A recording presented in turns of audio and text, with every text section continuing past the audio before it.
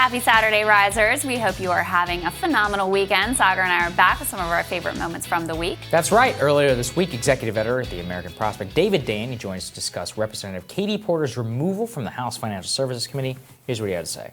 The argument was made that Katie Porter decided to go for other committees. She made House Financial Services third on her list, and therefore she took the risk and she got what she got.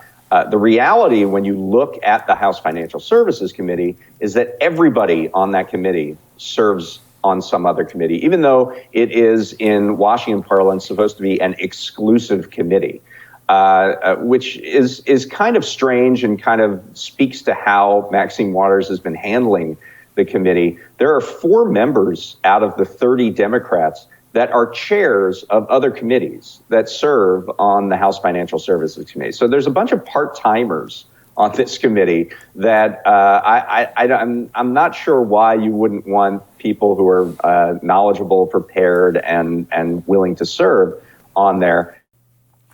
Yeah.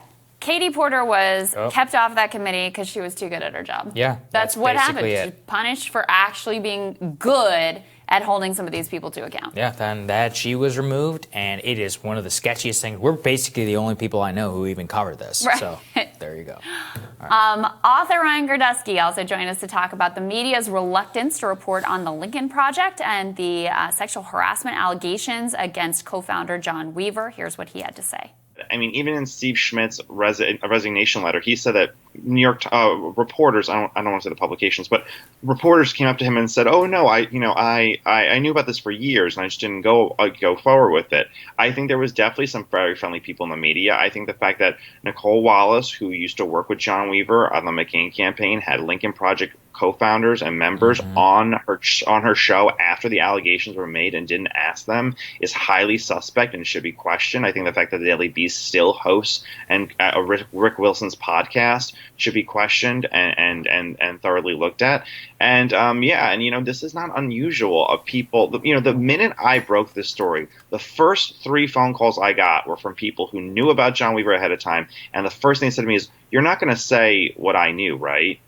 I mean, it's people are looking to protect themselves now and show that they weren't kind of, feeding into this.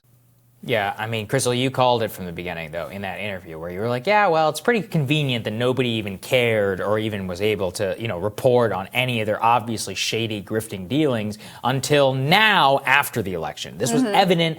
Entirely evident at the time. We covered it extensively. I remember getting some boomer pushback around it. This is why, folks. I mean, just a remarkable. But the grift alone is so insane, stunning, and was easily reportable before the election. The fact that the ads were wildly ineffective, one of the ads actually pushed people to vote for Donald Trump, also could have been covered. And then these allegations that Ryan has been chasing for months now, he can't be the only one who had caught wind of this.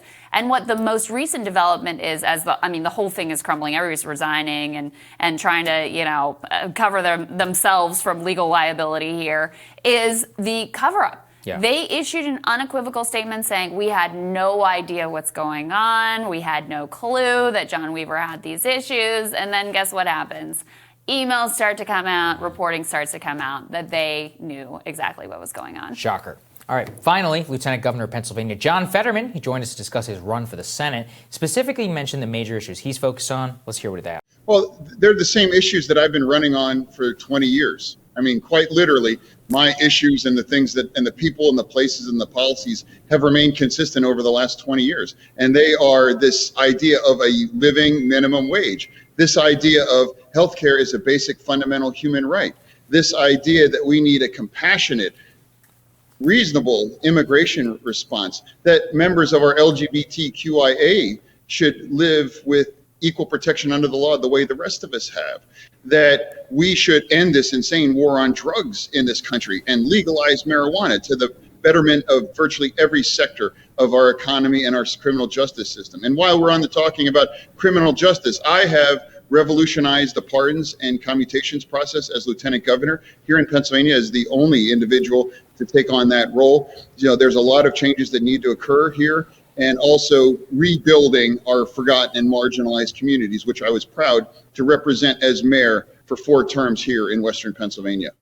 This guy's got a lot going for him because I think he's the one to beat. Medicare for all and single payer, and on the left endorsed Bernie, but then he became this like resistance liberal star during all the Stop the Steal stuff. Right. So he's got the wine moms and the Bernie bros. Oh, you can hear it. He's dialed in exactly. He's got like the minimum wage stuff. He's throwing the identity bones. I'm like, this guy's going to be formidable. I think so in a primary. He's got it put together. And he understands how to frame those populist economic issues as mainstream moderate positions, and when they come at him with like, oh, you're too extreme for Pennsylvania, he's already won statewide in Pennsylvania, so that argument's not. And you heard him. He said in our interview, I would die on the hill of the minimum wage. So he knows exactly how to tap into that. He was on this show weeks before the election saying, do not count out Trump. I don't believe the polls whatsoever. So obviously a great political animal there. Very much. All right, that does it for us. We're going to be back later today with the week that was in media screw-ups. That's right. Make sure you guys hit subscribe. Don't miss any of our videos. Don't forget to like and share as well. Tomorrow, going to be back for another round of #RisingQs. We'll see you all then. Have a good one, guys.